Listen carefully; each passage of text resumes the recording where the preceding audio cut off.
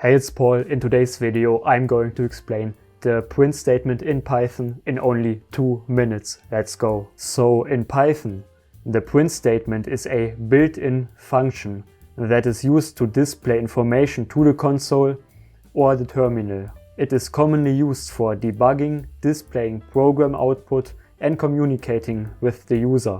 This right here is the basic print statement syntax in Python.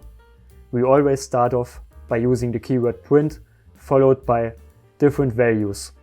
In this case labeled as value 1, value 2 and so on.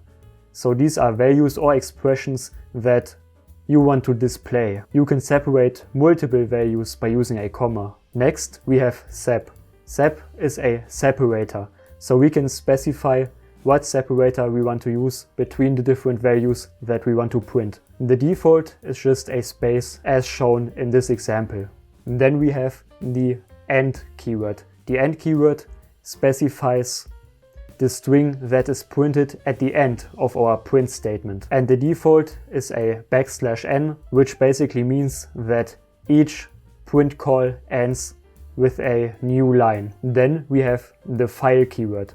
The file keyword specifies the output stream. The standard is sys.std or standard out, which is basically the console. So whatever we want to print it to the console. And lastly we have the flush keyword. By default this is set to false, so flushing in the context of a print statement refers to the process of forcing the system to immediately output the buffered text to the specified stream, such as the console or a file. And by default the output is buffered, meaning that it may be held in memory for a short time before being actually displayed or written. The easiest way of using a print statement is to just specify one value, in this case a string with the text hello world. We can also use a print statement to display variables. So right here we output different values, and this is very similar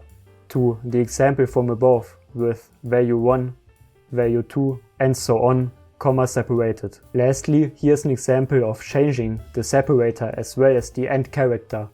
So right here we print 3 different values, all of them separated by comma instead of a space as shown up here. And at the end we have an exclamation point as well as a new line character. There you go. That's how you work with the print statement in Python. If you have learned anything new, feel free to subscribe and see you in the next video. Bye.